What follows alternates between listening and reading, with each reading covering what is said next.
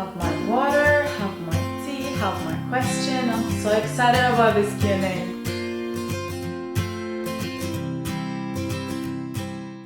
Hello guys, my name is Christina and welcome to my very first Q&A. I'm so excited about this. I have received your questions and I can't wait to respond to them. So my very first one is, how do I stop sugar cravings?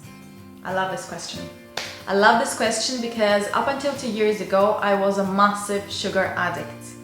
I was eating biscuits, chocolates, not just in the afternoon, but actually I was eating throughout the day, sometimes even for breakfast.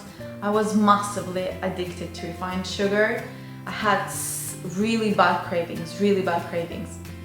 And now I barely think about it. And actually my diet is refined sugar free. So the very first thing you need to do is to understand what causes that sugar cravings. You might not realize it now, but just look at your life and see if there's anything missing from your life, if there's imbalance in your life, then that would cause sugar cravings.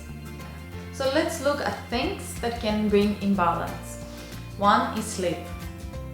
It's very important that you sleep between 6 to 8 hours. If you sleep less than 6 hours, research has shown that there's this area in your brain that's being triggered and that is associated with need for food. And also your stress hormones are triggered, and then your reward systems are activated, and then essentially you will be eating foods that actually are associated with weight gain. So exercise is the next one. You probably have noticed when you exercise, you tend to make healthier food choices. If you are stressed, that will cause sugar cravings as well. So make sure that you do some stress management techniques, like for example, taking deep breaths. So do that, that will help you massively. Also practice meditation. Meditation is really good to help you stay sane and stress-free throughout the day. The more you do it, the better you will feel. And do things that you love. Doing things that you love makes you think less of food in general. It's true. I'm not sure, have you ever been passionate about something that you were working on it, then time was just flying by and you didn't even feel hungry because you were doing something that fulfilled your soul? That's exactly what it is. So make sure that you do something on a daily basis that you're passionate about. Whatever that is, try and incorporate it. Another thing that is non-food related is if there is something sweet missing from your life. And when I say something sweet, is it has to do with how you feel as a person in your body, as a man or as a woman. Incorporate flirting in your life. So if you're in a relationship, try and flirt more with your partner, because that will definitely help you balance your life. If you are single, then flirt with that cute guy in the coffee place, with that cute waitress, joke around with friends, tease friends. I mean, just try and bring laughter, joy, and some flirtation into your life. That will definitely help you as well. You probably expected that all the advice that I will give will be related to nutrition. Not really. Because the thing is, it's not only what we eat that affects us, it's also the environment around us. But I will give you a couple of things that are food related that can help you with sugar cravings. One is eat a good breakfast. Eating a good breakfast is really important. You can eat something like porridge or quinoa porridge. I have recipes for both of them on my YouTube channel, and I have provided links under this video. Eat a breakfast that will release slowly energy throughout the morning for you.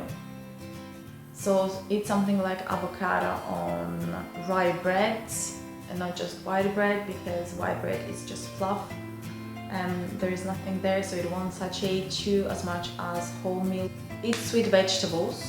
So it's very important that you eat carrots, pumpkins, sweet potatoes. These are some of the sweet vegetables. So try and incorporate them early in the day. So eat them for lunch. They will satisfy your need for something sweet, so your cravings will decrease throughout the day.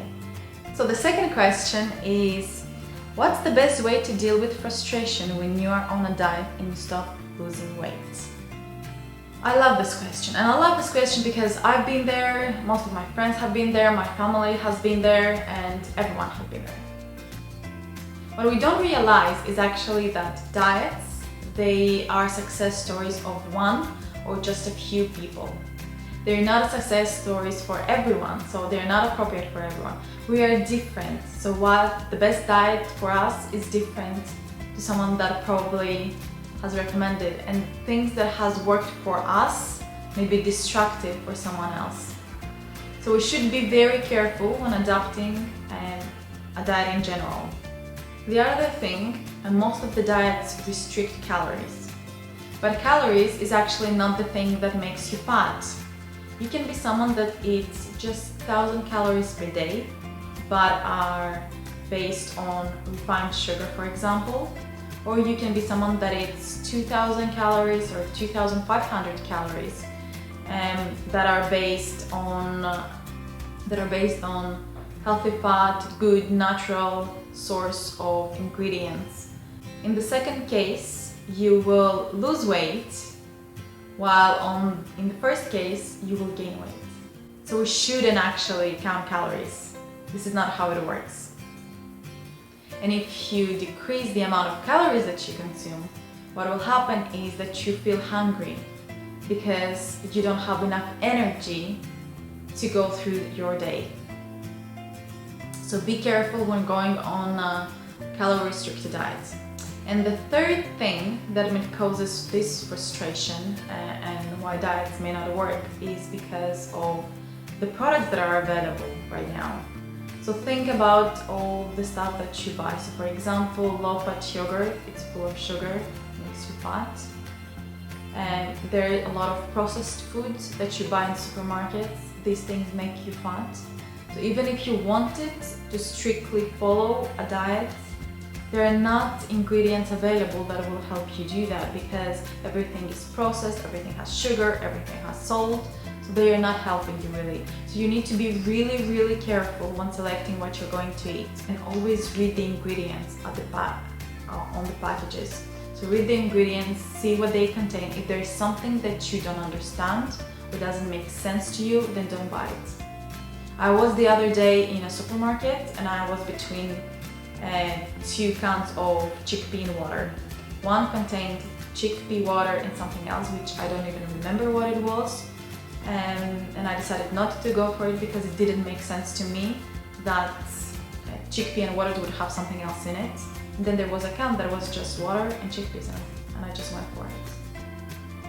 That's the thing. Choose ingredients that you understand. Buy foods and packages of food that make sense to you. This is the best way of making sure that you put good sources of ingredients into your body. The third question is, what's the best menu choice when you are out for dinner? I'm guessing chicken, salad, etc. Anything else? There are so many other options, like if you're going to a burger place, you can always buy the veggie burger. If you're going to a seafood place, you can also buy salmon, it's incredible. But rule of thumb, when you go out, make sure you are not starved. When you are starved, you make unhealthier choices. Then before ordering, try and drink 1 to 2 glasses of water. Water in general helps you make healthier choices. So when you get that menu, your body already will give you a guidance as to what exactly choose from the menu. When ordering, make sure that whatever you order, there's always plenty of veggies and salad on the side, and start eating them first before going to your main section, let's say. My opinion, and this is my advice, if you go out, don't feel like you need to restrain yourself or punish yourself because you're on a diet. If there's something that you really want to try it by all means. If you're going to a really nice steak place, then do eat steak, but make sure that there is enough veggies and salad and drink a lot of water. I know that it's not always possible, but if it is, try and find out the sources of food of the restaurant, because if the sources are good, then it's easier for you then to eat meat or to eat the vegetables or to eat the seafood there. But if it's not, then you might want to avoid it. The next one is healthy eating. Nuts, fruits, veggies, organic food, etc. can be very expensive. What's your advice on eating healthy and not spending a fortune? Great question, very good question. I remember I struggled massively with this when I started eating organic and trying to figure out the best sources for my ingredients. The main thing that I'll say is not everything needs to be organic. And below this video I have a list of all those fruit and vegetables that do not need to be organic. For example, banana, it has a very thick layer, so the pesticides are not easily going through to the main meat of banana that you consume, so it's okay not to be organic. You'll find the list underneath, so you don't need to buy everything organic. Second, try and buy everything from your local markets. Local markets tend to be much cheaper. So I remember I used to live in southwest London, and in Brixton there is a fresh market and everything is so cheap and such a great quality. So I was getting much more value for my money in that market. So if you have farmers market, fresh market nearby, go and buy all your ingredients from there. It will be much cheaper. The other option is buying seeds and nuts, anything that lasts longer, from sources such as Amazon and eBay, because you can buy everything in bulk. The other thing I recommend is making a weekly plan. So make sure that you make a plan of what you're going to eat throughout the day, throughout the week. It doesn't matter if you buy your lunch from a convenience store, because at the end of the day, just write it down and say, okay, so I know that on Wednesday I'm going to buy my food from a supermarket or from another food provider, so you know that, so you don't need to worry about that slot. Then if you want to make a plan, okay, so on Thursday, Friday I'm going to make dinner, so you know what ingredients you need and you know the exact amount and you buy them.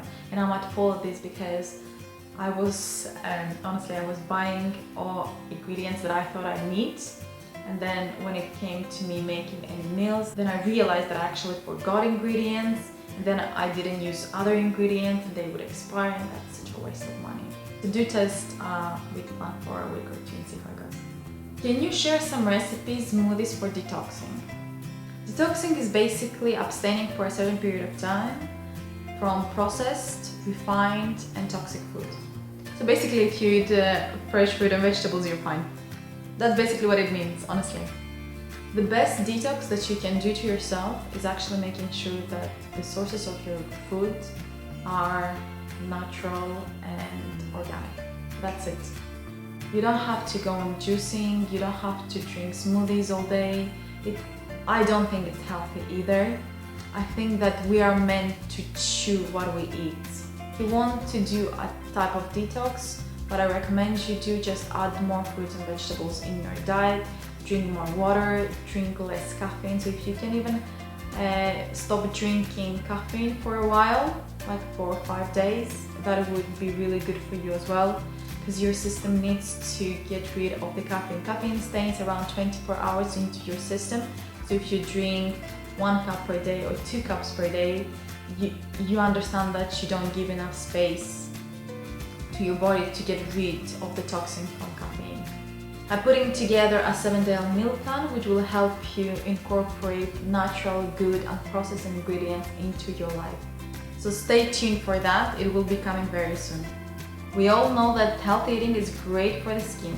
What are your favorite nutrients for a good skin? An amazing question. So first of all, water. I think we all know that water does not just benefit us inside but also outside. When you drink water, you glow. So drink water. Water is very important. I drink a lot of water. I try and drink 1.5 to 2 liters per day depending on my activity. Next one is coconut oil. Coconut oil is a natural moisturizer It's incredible. I use it on my skin, I use it on my hair because it promotes hair growth.